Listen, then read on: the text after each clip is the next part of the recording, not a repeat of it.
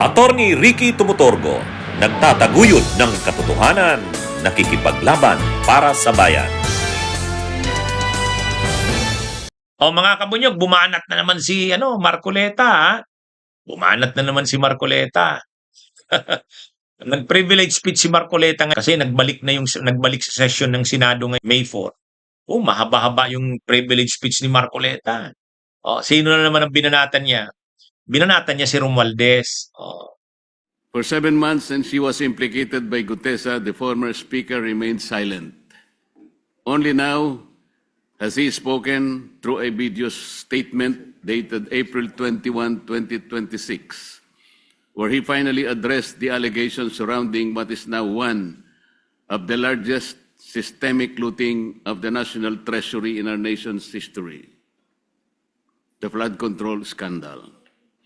Ngunit imbes na maliwanagan ang taong bayan, ang kanyang mga pahayag ay lalong nagbunga ng mas maraming tanong kaysa sagot, Ginoong Pangulo. At first glance, the statement appears to be a defense grounded in law, process, and institutional structure. But upon closer examination, Mr. President, this is not a clarification but a calculated narrative. And it is our duty as members of this chamber to dissect this narrative, expose its inconsistencies, and ensure that the truth is not buried beneath rhetoric. His justification for his prolonged silence, an alleged act of respect for the legal process. But lest we forget, this is the same individual who declined the invitation to appear before the Senate to answer questions under oath. The same individual bestowed upon the inter-parliamentary courtesy by the chairman of the Blue Ribbon Committee. Let us be clear. Respect for the legal process is not measured by selective participation. It is demonstrated through full and transparent cooperation, especially when public funds and national interest are at stake. Silence and inaction become complicity. He further claimed that he has cooperated with the Independent Commission for Infrastructure, or ICI, submitting affidavits and documents. But this alleged cooperation was done behind closed doors, without public scrutiny and without any verifiable records accessible to the Filipino people. Until now, when he conveniently authorizes its release. Why only now? Why at a time when the narrative is tightening, when testimonies are emerging, and when key personalities are poised to re-enter the jurisdiction of our laws? Mr. President, timing is everything. And in this case, timing speaks volumes. Let us now address the core of his defense, the claim that he cannot be the mastermind because the budget process is collective, multi-layered, and shared across branches of the government. The former speaker asked, how can I be the mastermind? That the question itself is revealing. By contesting only the label of being the mastermind, he implicitly concedes that he was part of the very system he enabled, the corruption in flood control projects. He deliberately tried to downplay the role of leadership within that process. The issue then is no longer whether wrongdoing was committed, but the extent of his role in allowing it. Mr. President, those of us who walk through the halls of Congress know this. Nothing moves in the House without the imprimatur of its leadership. The Speaker of the House is not a ceremonial figure. He's not a just passive participant. He's the central authority who controls the legislative agenda, influences committee outputs, and ultimately determines what reaches the plenary. To say that the Speaker is merely one voice among many is to paint a picture of the House that is devoid of reality. Mr. President, alam po nating lahat ang kalakaran sa Kongreso. Nasa kamay ng liderato ang kumpas na magpapasulong sa anumang inisyatibo.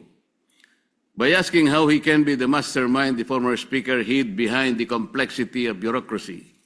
He repeatedly and thoroughly discussed the entire budget process while also passing the blame to the executive in line with its oversight on implementation and in line with the principle of command responsibility. The former speaker also issued a statement that should deeply concern this institution and the entire nation. He declared that he will not go alone and that he knows many things about the current and the past administrations. What does this mean? This is not only a tacit admission that he is part of the whole mess, but also his preparedness to drag all others involved with him.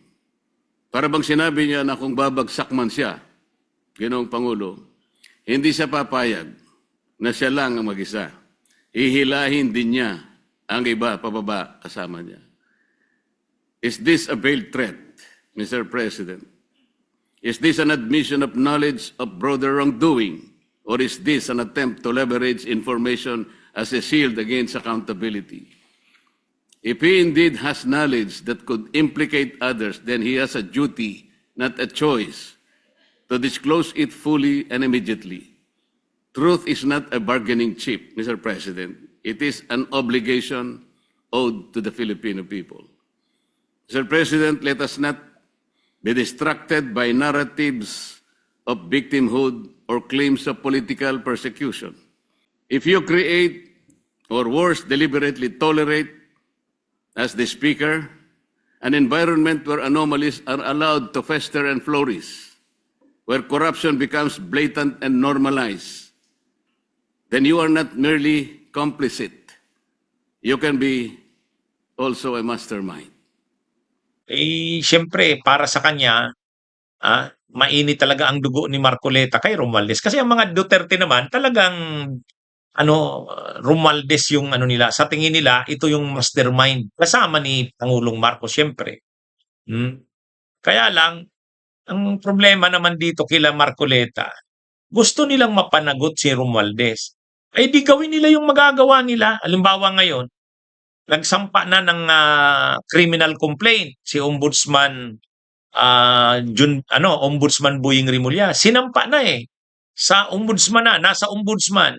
Magsasagawa na ng preliminary investigation ng ombudsman. Ngayon, doon sa ginawa na criminal complaint ng ombudsman laban kay Romualdez, yung mga testigo nila, si Gutesa, yung ex-Marines, 2 ex-Marines doon, yung binanggit doon, yung sinumpa ang salaysay, yung Esquivel at saka Nabidad. Nabidad. Nandun sa, naka-attach doon sa criminal complaint kay Romualdez. So, ibig sabihin, ang punto natin dito ganito, kung gusto nilang madiin si Romualdez, maging matagumpay ang prosecution ng ombudsman laban kay Romualdez, tulungan nila ang ombudsman. Palabasin na nila si Gutesa. Pangalawa, yung 2 ex-Marines na nagtitestify laban kay Romualdez, tulungan nila na manatiling wag magbabago ng kanilang mga testamento, ay ng mga testimonya. Pauwiin na nila si Saldico. Kakampi na nila si Saldico Di ituro na ni Saldico si Romualdez. Kaya lang ang problema kasi dito kila Marcoleta, panay dakdak lang. Nag-aano sila, nakasuhan na si Romualdez. Kinasuhan na nga, may criminal complaint na.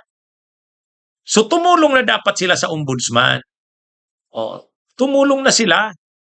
Kaya lang ang problema, paano naman yung testimonya ni Gutesa kung hindi ito lumalabas? Okay, ginamit na nila ng ombudsman yung sinumpaang salaysay ni Gutesa. Okay, ginamit na yon. Pero hindi naman pwedeng hindi mag-appear si Gutesa. Siyempre, i-demand yan ng kampo ni Romualdez na lumabas si Gutesa. Yan Kaya ito? Sino ang magkakapagpalabas kay Gutesa? Sila Marcoleta kasi sila ang nag-produce niyan. Sila ni Mike Defensor. Yung ex-Marines na nagtitistigo laban kay Romualdez, ano nila yun? Palabasin din nila yun. Kung mayroon pa silang mga testigo na pwedeng lumabas para laban kay Romualdez, ilabas na nila. Ginawa na ng ombudsman ang trabaho ng ombudsman. Kinasuhan na si Romualdez. Ang ikinaso, plunder, conspiracy to commit plunder, money laundering. Mabibigat yun. So ano na dapat ang gawin nila Marcoletas? Tulungan na ang ombudsman. Di ba? Tulungan na ang ombudsman para mag-succeed ang prosecution kay Romualdez. Pina-freeze na ng ombudsman yung assets ni Romualdez eh. Pina-issuehan na ng precautionary hold departure order. Ano pa bang gusto nilang gawin ng ombudsman? Ginawa na ng ombudsman yung dapat gawin. Sila naman ngayon, ano naman ang maitutulong nila sa ombudsman? Yun yung kailangan. Kaya wag na yun. Mga banat niya, ang dami na namang litaniya. Ang dami niya lang nabanat kay Romualdez, hindi naman nila sinusulong ang prosecution kay Romualdez. Ang ombudsman, ginawa na yung papel nito. Nag-file na ng kaso laban kay Romualdez, pina-freeze na ang assets, may precautionary hold departure order na. Tulungan nila. Lang kampo nila Marcoleta, tulungan nila sa mga ebidensya at testigo. Yun ang kung talagang seryoso sila. Kung ano na naman sila, magdadaktak na lang ng kung ano-ano. Wala naman. Propaganda lang yan.